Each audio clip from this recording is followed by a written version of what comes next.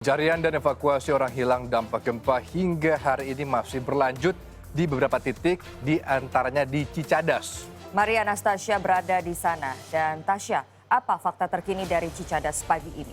Silakan Tasya. Ya, Indah, Adam, dan juga Good People, fakta terkini dari Desa Cicadas, Kabupaten Cianjur, ini memasuki hari ke-10 pasca gempa bumi yang melanda Kabupaten Cianjur Senin pekan lalu. Ini kemudian tim Basarnas mempertimbangkan untuk kembali memperpanjang masa tanggap bencana, yang mana ini digunakan untuk terus mencari korban yang masih dinyatakan hilang dalam longsoran tanah seperti itu. Jika kita mengacu pada prosedur operasional dari tim Basarnas, sebenarnya masa tanggap bencana ini hanya diberlakukan selama 7 hari pasca kejadian bencana alam seperti itu. Namun kemudian memang tim Basarnas sudah melakukan tahap perpanjangan yang pertama selama 3 hari, sehingga hari ini tanggal 30 November sebenarnya merupakan hari terakhir untuk pencarian korban. Namun karena memang ada beberapa pertimbangan, kemudian tim Basarnas rencananya akan terus memperpanjang masa tanggap bencana ini.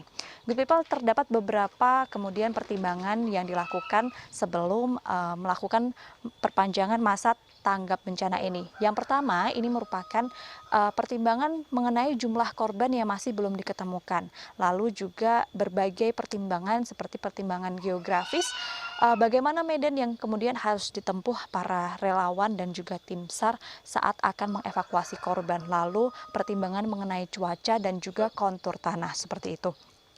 Good People, untuk kemudian work site atau titik evakuasi ini difokuskan kepada 3 titik, yaitu adalah rumah makan Sinta, lalu juga ada desa Cijedil dan juga desa Cicadas di mana saya berada saat ini.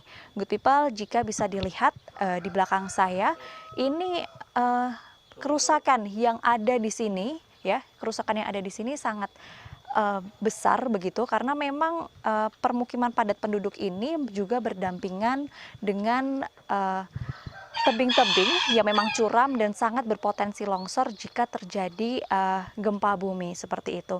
Good People, hingga saat ini tim Basarnas juga terus membuka posko pengaduan begitu jika kemudian warga ingin mengadukan adanya orang yang masih dinyatakan hilang seperti sanak keluarga ataupun tetangganya seperti itu. Dan terbukti kemarin tanggal 29 November tim Basarnas kemudian menerima informasi pengaduan begitu bahwa ini dari 2 kepala desa mengadukan bahwa masih terdapat 8 warganya yang dinyatakan hilang.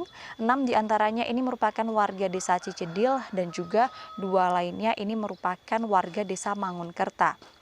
Perlu diinformasikan Good People, sampai kemarin sore tim Basarnas ini sudah berhasil kembali menemukan 4 jenazah yang tertimbun longsoran tanah. Sebenarnya kemudian Basarnas ini masih memiliki target 5 korban untuk dievakuasi. Namun dengan adanya laporan dari warga ini, kemudian target orang yang kemudian dicari oleh tim Basarnas di 3 worksite yang sudah saya bicarakan tadi, ini menjadi totalnya adalah 13 orang. Good People, untuk saat ini untuk memaksimalkan kemudian pencarian sudah diturunkan ribuan, lebih tepatnya 1.588 potensi SAR ke titik-titik evakuasi, yang mana potensi SAR ini merupakan kemudian warga sipil yang memang sudah dilatih oleh tim Basarnas untuk kemudian menjadi garda terdepan untuk kemudian mengevakuasi warga jika terdapat atau terjadi bencana alam seperti ini. 1.588 tim potensi SAR yang diterjunkan ini berasal dari kurang lebih 225 instansi atau organisasi yang berasal dari dalam maupun dari luar Cianjur. Untuk juga mengoptimalkan proses pencarian, Good People, maka tim SAR ini juga melakukan beberapa metode dalam pencarian, diantaranya adalah metode Alcon, lalu juga metode untuk secara manual, dicari secara manual, dan juga menggunakan alat berat serta menerjunkan beberapa anjing pelacak yang kemudian membantu proses evakuasi. Demikian laporan yang dapat saya sampaikan. Kembali ke Indah dan Adam di studio. Ya, Maria Anastasia dari Cicadas, Kabupaten Cianjur, Jawa Barat.